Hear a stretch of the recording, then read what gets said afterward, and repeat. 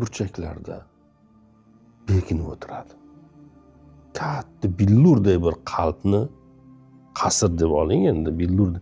Uni burchaklarida hech kimga ko'rinmasdan boshqa qilib zikrlar aytganingizda o'kirib yig'laydi. Chinqirib yaralganiga pushaymon bo'lib ketadi deydi-yu. Ojiz, notavon, bechora, yagona ishi bor uni. Sizni hayolingiz buzilishini kutib o'tiradi.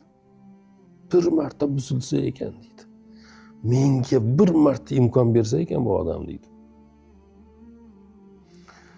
Uni yagona ishi sizni hayolingiz buzilishini kutib o'tirish. Shunday buzildimi, uni davri keldi. Bir umr u davri kelishini kutib turadi. Ana shu yerdan ushlaydi-da sizni. Ichkaridan. Endi boyagi billurday qasr uni hukmiga o'tishni boshlaydi. U boyagi burchaklarda yurgan kattalashishni boshlaydi. Va billurday qasrni qop-qorong'i bir joyga aylantiradi. Va hukmron u endi u yerda. Sizni boshqaradi, sizni aynitadi, vasvasa qiladi sizni.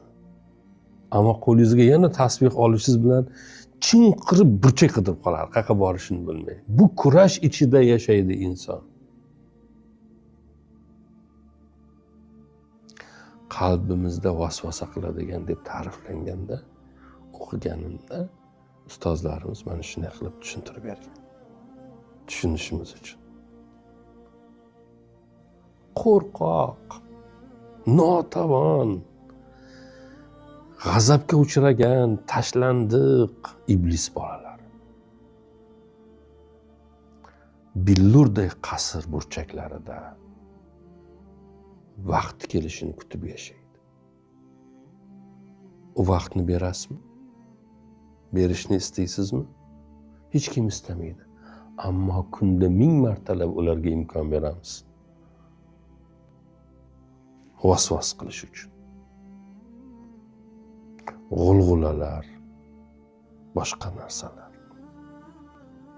Mana bu narsalar haqida tafakkur qilib, o'ylab, nega unday ekan, nega bunday ekan, nima qilsam bunday bo'lar ekan, qanday qilib bir nima deydi? Dunyo haqida hamma bilimga ega bo'lishingiz mumkin.